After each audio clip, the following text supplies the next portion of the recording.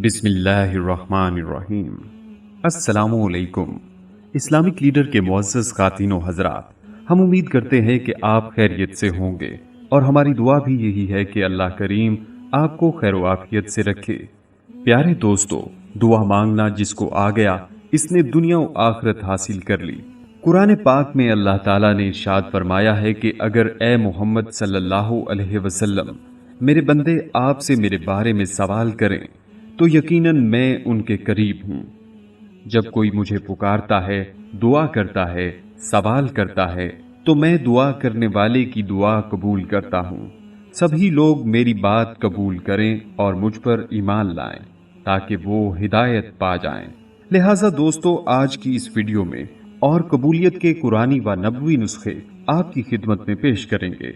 आपसे दरख्वास्त है हमारी आज की इस वीडियो को आखिर तक जरूर देखिएगा ताकि आपकी बेहतर रहनुमाई हो सके और इसके साथ आपको दुआ की कबूलियत से मुतल्लिक इन तमाम बातों से भी आगाह करेंगे जिनके बारे में आज से पहले आप लाइल्म थे। प्यारे दोस्तों, अल्लाह तबारक व तआला का ये फरमाने मुबारक इस बात की दलील है कि अल्लाह हमसे बिल्कुल करीब है और हमारी दुआएं सुनता है और कबूल फरमाता है। बस लोगों का ये कहना और समझना कि अल्लाह तो हमारी सुनता नहीं या फलां लोगों की सुनता है और फलां लोगों की नहीं सुनता, फलां की मानता है और फलां की नहीं मानता, हमारी सुनता नहीं और फलां की टालता नहीं, इस किस्म के सभी अकायद और ख्यालात अल्लाह तबारक व तआला के इस फरमाने मुबारक का भी इनकार हैं। यानी दूसरे अल्फाज में ये कहा जाएगा कि ऐसे अकायद या ख्यालात अल्लाह तबारक व तआला के फरमान का कुफ्र हैं। एक दोस्त का कहना यह है कि मेरी दुआ कबूल नहीं होती है, कुछ ऐसा बतला दें कि जिससे दुआ कबूल हो जाए। तो दुआ की कबूलियत के हवाला से एक मुजर्रब नुस्खा शेयर किए देता हूँ जो इसमें आज़म से भी ज़्यादा कारगर है। एक हदीस पाक में इरशाद है कि दुआ करना इबादत है और एक दूसरी हदीस में है कि दुआ ही इबादत है।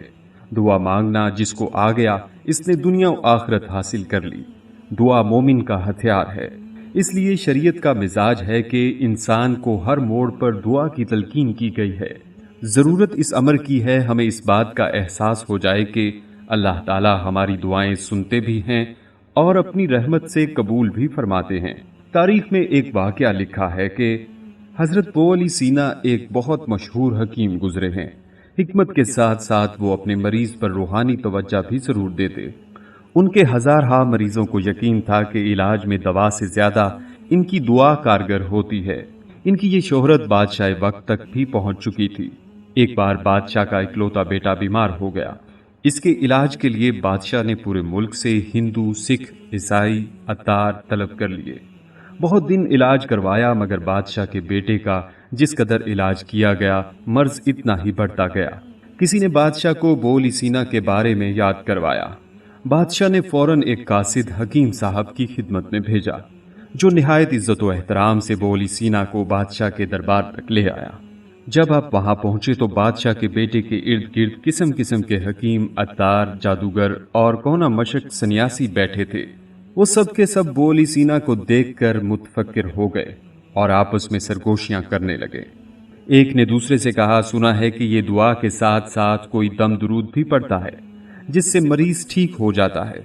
इन दोनों ने आपस में मशवरा कर लिया कि आज बो अली सीना को इस बात पर शर्मिंदा करके भरे दरबार में ख्वार करेंगे।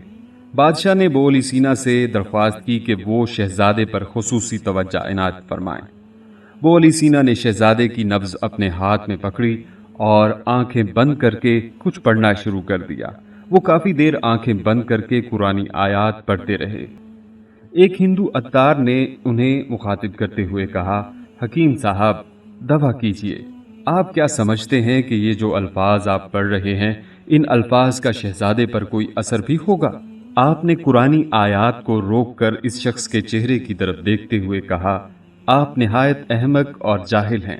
ये दो अल्फाज सुनकर इस शख्स का रंग पहले खजालत से पीला पड़ गया, फिर गुस्से से सुर्ख हो गया और फिर अपनी हालत पर वापस आ गया। इस तब्दीली को वहां बैठे हर शख्स ने महसूस किया। आपने इंतहाई इंकसारी से फरमाया, میرے ان دو لفظوں میں اتنی طاقت تھی کہ تمہارا رنگ پہلے پیلا اور پھر سرخ ہو گیا، تو کیا وہ کلام الہی جو میں پڑھ رہا ہوں وہ بے اثر ہو جائے گا؟ خدا کا کرنا ایسا ہوا کہ اسی کلام الہی کی طاقت سے شہزادہ تھوڑی دیر میں اٹھ کر بیٹھ گیا۔ بادشاہ وقت بولی سینا کے پیروں میں گر پڑا، باقی تمام معالجوں سے معذرت کر لی، اور بولی سینا نے دعا اور دعا دونوں طریقوں سے شہزادے کا علاج کیا، اور اللہ کے حکم سے شہزادہ صحت یاب ہو گیا۔ آپ بھی ان الفاظ کو زبانی یاد کر لیجئے: لا الہ الا انت سبحانک انی کنت من الظالمین۔